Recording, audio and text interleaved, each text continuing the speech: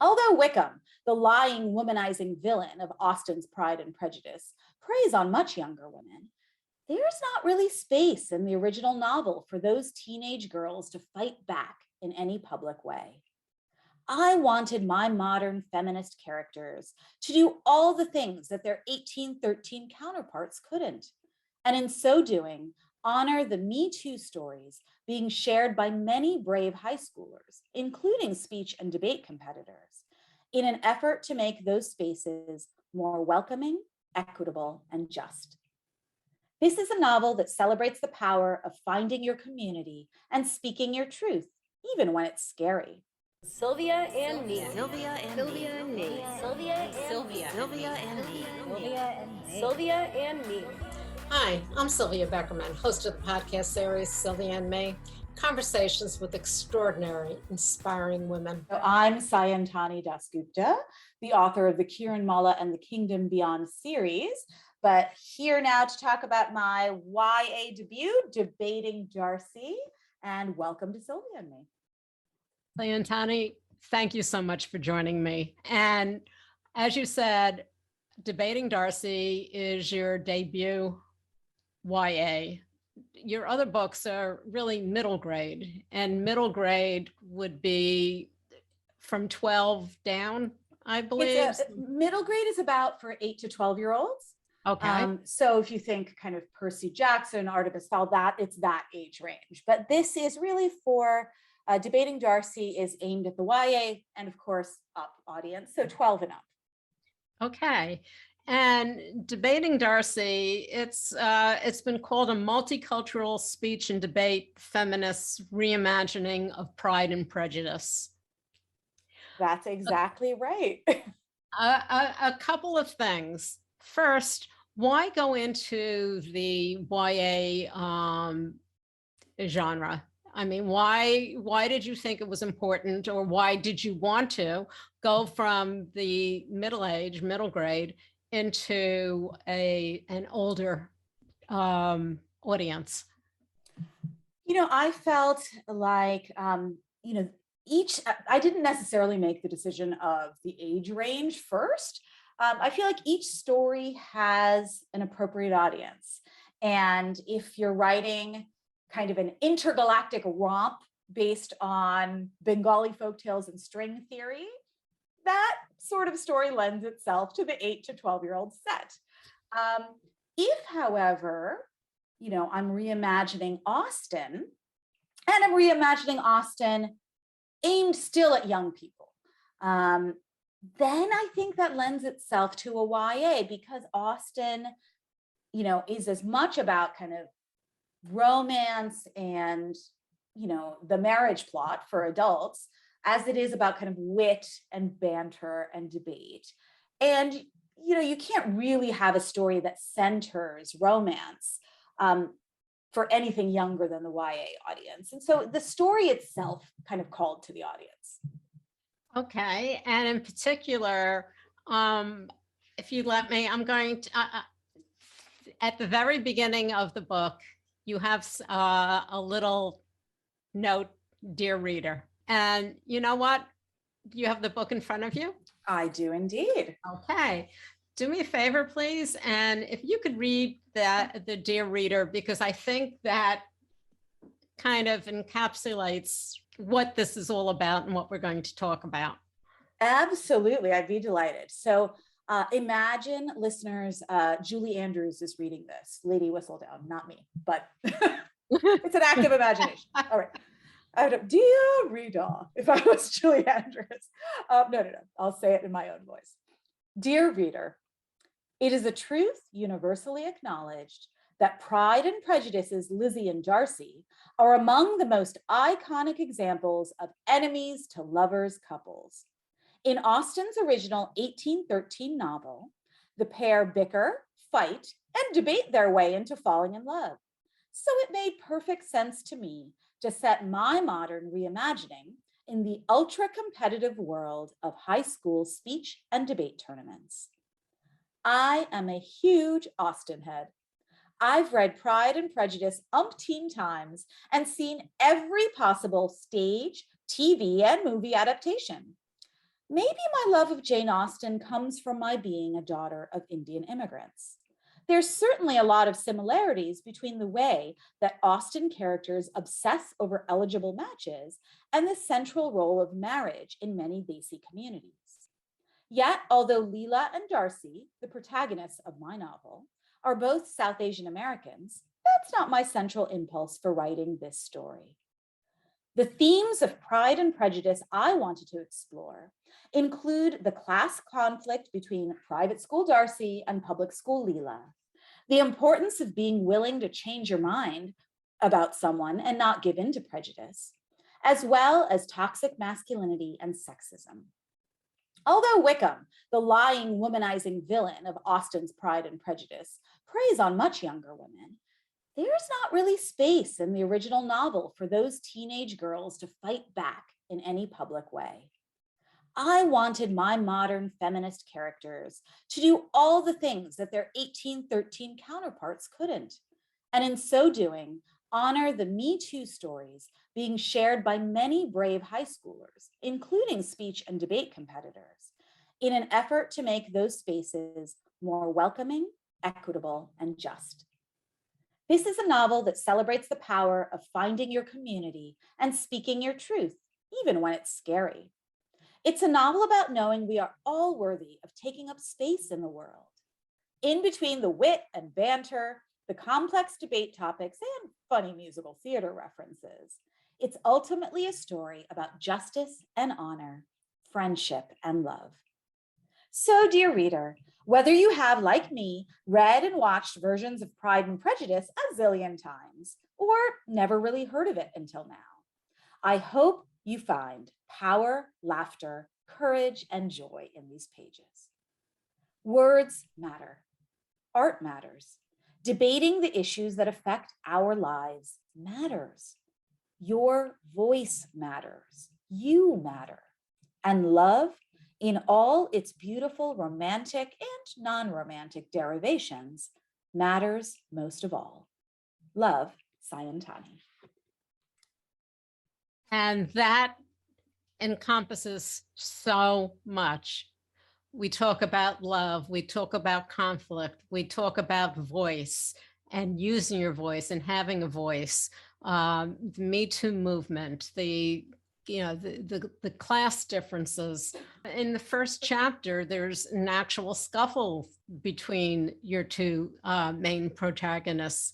And it's really, it comes out, it's a topic of beauty. Tell us a little bit about what you were looking to accomplish right at the beginning.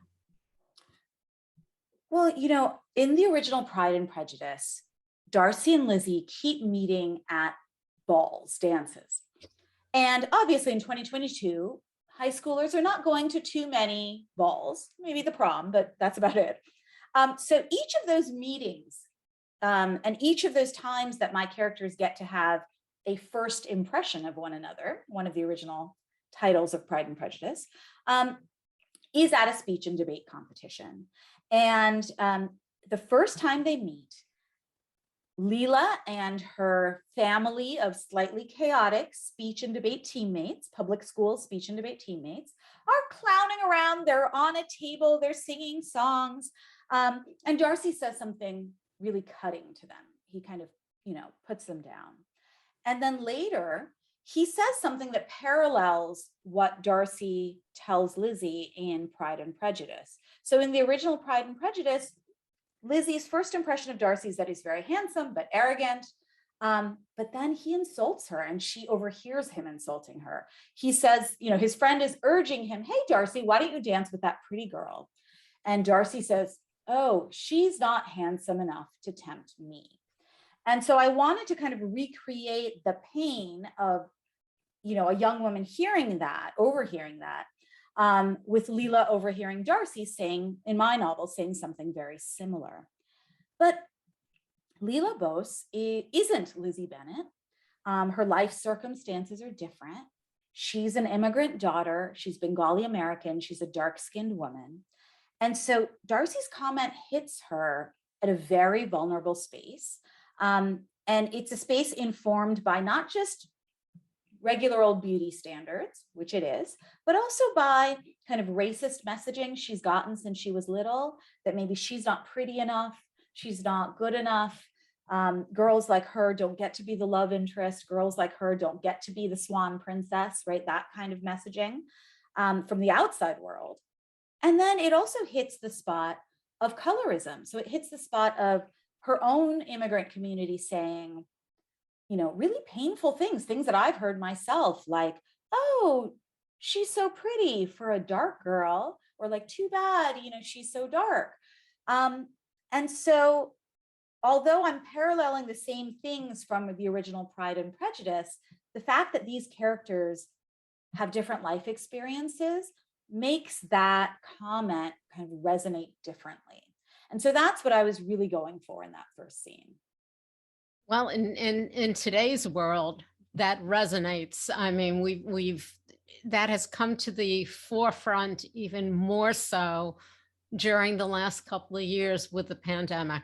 When you were writing this, did you take any of that into account as we were going through what we've gone through, and so much has come out of the woodwork, so to speak? Well, I wrote Debating Darcy that really difficult winter of 2020, like before there were vaccines and we were all still isolated. And I ended up writing it because it was the comforting novel I needed to read. I wanted to go back to a beloved novel. Like I said, Austen is a favorite. But I wanted to insert myself. I wanted to insert somebody like myself into this beloved tale. So in that way, the pandemic framed it. But certainly, I think you're talking about kind of the national crisis of kind of racial injustice that we've, it's always been there, but it's kind of come to the forefront of our collective consciousness in some way. Perhaps that was under the surface there informing my understanding. But, the truth of the matter is, Sylvia, that growing up as, an immigrant daughter, as a dark-skinned girl in this country, unfortunately, kind of racial injustice wasn't something that I was hidden from, but wasn't something that was hidden from me, right? It was something that I had to experience growing up, through kind of microaggressions, like kids rubbing my skin in the playground saying, oh, does your tan come off? Or kind of comments about my background, like, oh, when that second Indiana Jones movie came out, like, oh, your family's so gross, they must eat monkeys, or, whatever, that kind of stereotypical stuff, to macroaggressions. Like, we grew up in a community where we got tar in our mailbox. So there was definitely the impact of kind of racial injustice. Certainly, I was spared a lot of things, but I definitely was impacted by it even growing up. Well, I know that one of the things that you've said is you used to make trips back to India, and one of the things, and you were a bookworm, but all the books that you were reading when you were living in Ohio did not reflect you. But when you traveled to India, your grandmother used to tell you stories and folklore, and it was different because the characters looked like you. And you say how when you became a mother and your son was about 8 or 9, he was a huge Harry Potter fan. And that's kind of, and he was into the kingdoms and so on and so forth. But again, that's kind of when you realized there was an open for you to start writing. Absolutely. Representation matters. It really matters, Sylvia. And it makes a difference on kids' lives. I think representation in that mirror function, as Dr. Rudine Sims Bishop, who's a professor emeritus from Ohio State University, she has this beautiful essay called Mirrors, Windows, and Sliding Glass Doors. And she says, books can function like mirrors. They can reflect yourself and your family back to you. They can function like windows. They can provide insight into other people's lives. And if the glass is really clear, and if the story is really, vibrant, they can function like sliding glass doors into other worlds. So representation, I think, matters both for the mirror function, both so that kids can see people who look like themselves centered and celebrated, but also for the window function so that kids can see their neighbors and friends and, community members celebrated and centered. And, the shocking thing to me, as somebody who wasn't a children's writer at first, was that the same struggle I faced 30 years previous was the same one my children are facing, 30 plus years beyond, which is, hey, I love these stories. They're wonderful. I'm a bookworm. I'm delighted to read all of them. But I'd also like to read some stories with kids like me, or, a diverse set of kids in them. Where are they? And that was when I grew really frustrated when my own children were saying things that I had felt. And I knew how detrimental that feeling had been to me as a young person. I didn't have any analysis. I just thought, well, gee, there are no heroes who look like me in books. Maybe somebody like me doesn't deserve to be a hero. And that was kind of a, narrative erasure is a psychic violence. And so I didn't want, my own children to have that experience. Luckily, things are changing slowly. But certainly that's why I started writing for children, because I just want all of our kids to be celebrated, all our young people to be centered and celebrated, not just some, all of them. And that's good for all of us. It definitely is good for all of us. I don't want to get into it too much, but all of a sudden, all these books that are being banned for some ridiculous reasons, I'm sorry, it just makes me so angry. And troubled, like stories save lives, stories, like, what are we saying to those kids? What are we saying? Well, you're doing a great job in putting out there books for people like you.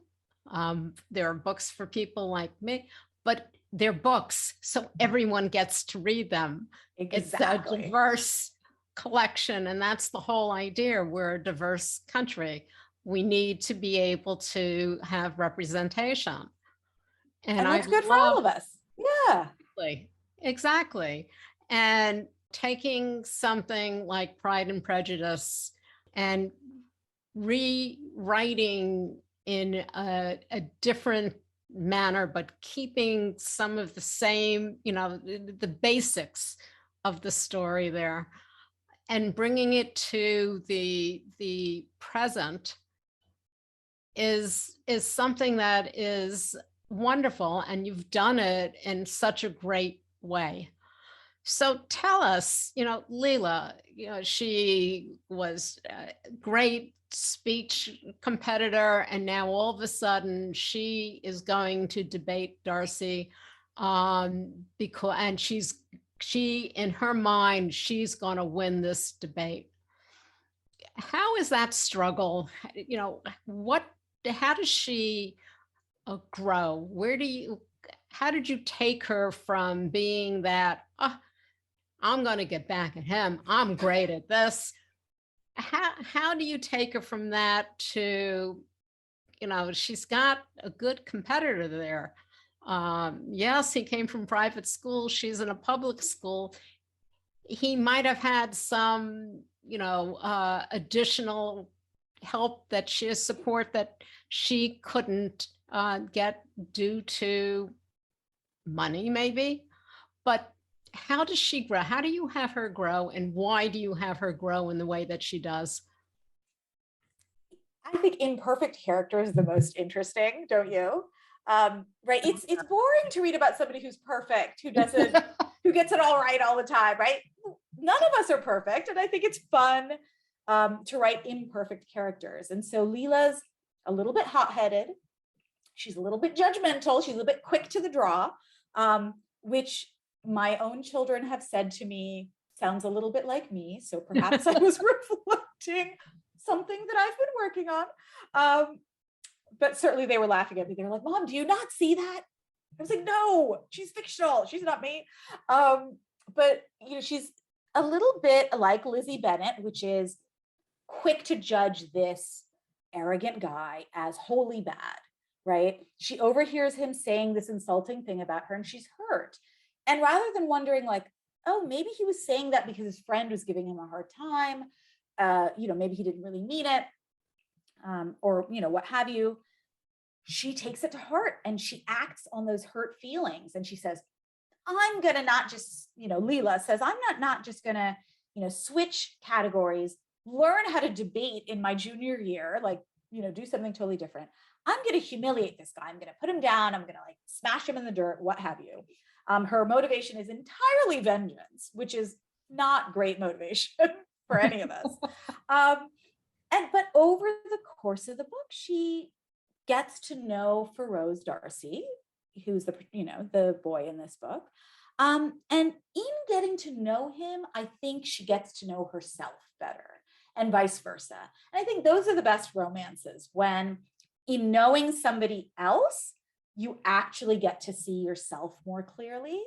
And she becomes, a little bit more forgiving. She becomes a little bit more clear on what things, deserve a second chance, like Feroz, maybe he deserves a second chance, and what things don't, what things are worth standing up for with your community and saying, hey, wait a minute, this is wrong.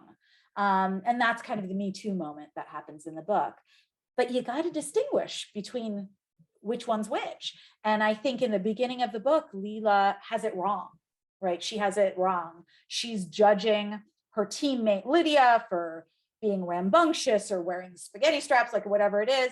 And she's judging Feroz really harshly. And I think by the end of the book, she figures out that both of these characters are wonderful friends with great things to teach her about herself. And she ends up, really falling in like, at least with both of them, and perhaps even in love with Feroz. Well, I know one of the things that you've said is, it's important to find people who can help you become a better version of yourself. Absolutely. And that is so true.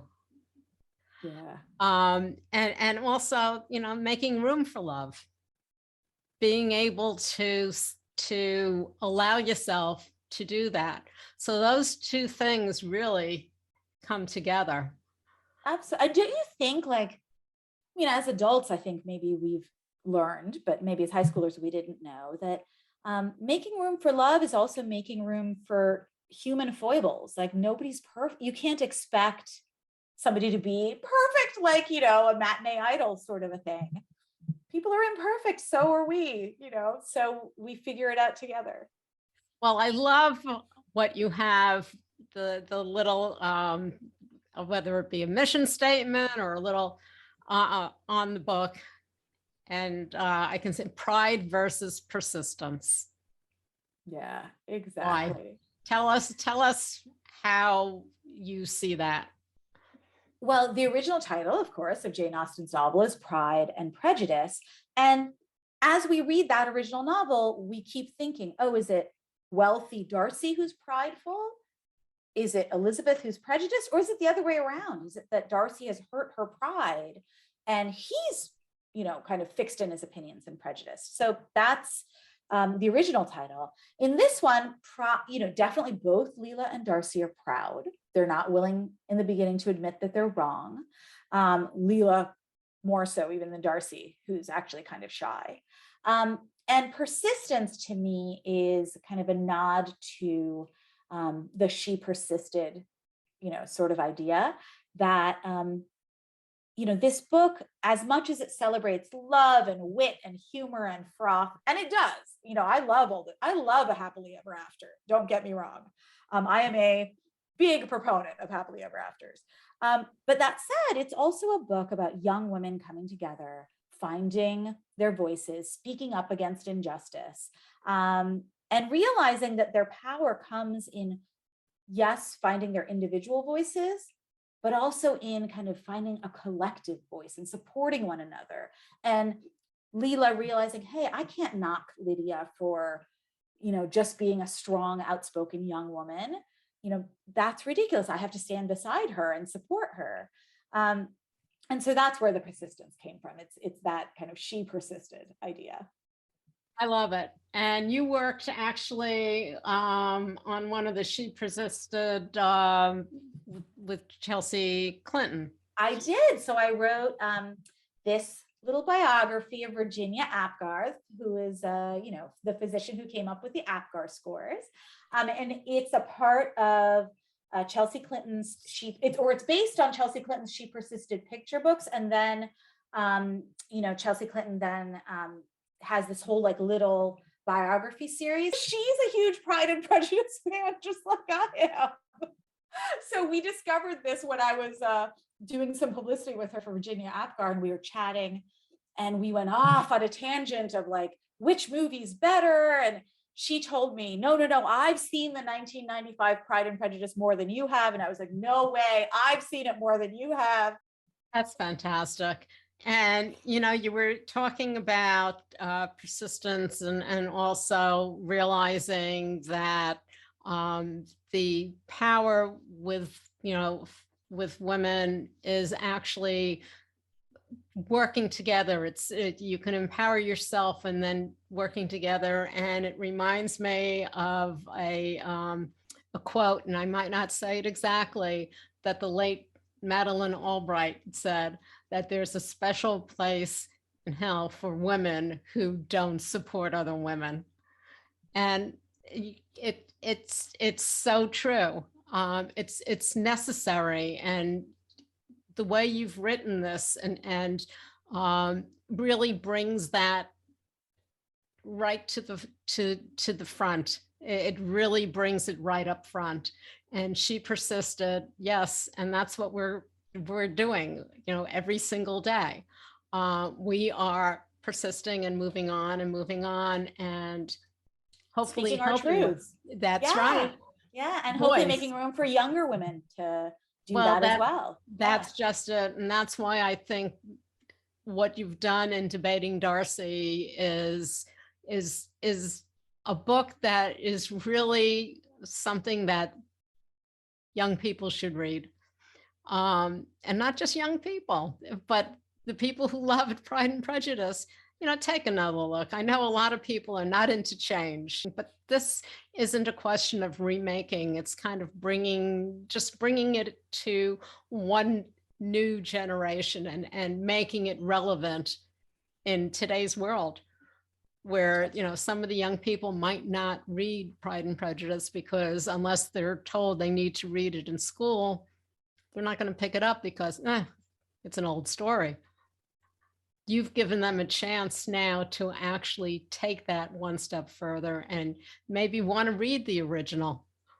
I hope so, because, as I said, I love Jane Austen. I think she's so funny, and she is a genius at using humor to do social critique. And I think if I can give young people a new entryway into that original story, I'd be delighted. If they can, it's not a question of either or, it's and. No. Right? And that's it. And you make a point of it because you say, as you read, that was your favorite book.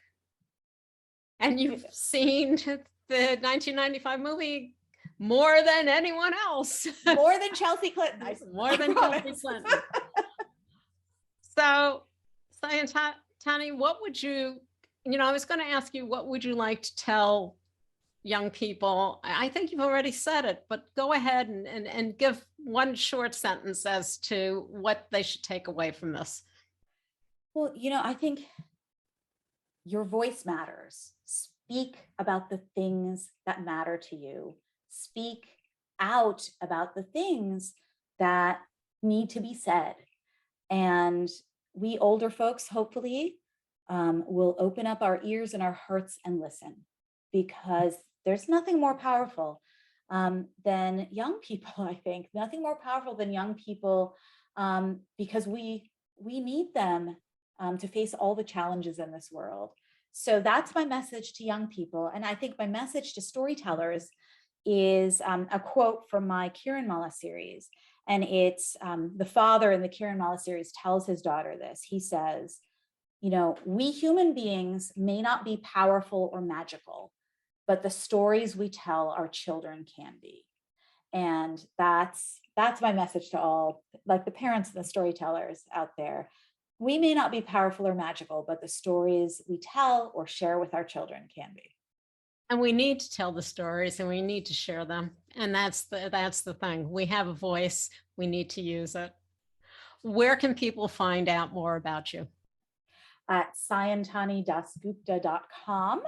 I'm on Twitter at Sayantani16 and on Instagram at Sayantani DasGupta Books. But of course, all my books, except for the Virginia Apgar book, are published through Scholastic. So you can also go to the scholastic.com website. Perfect. Thank you so much for taking the time. This has been a great conversation. Oh, Sylvia, it's been such a pleasure and a delight. Thank you for having me. You can find us on all of your popular podcast platforms. And of course, our website, sylviame.com.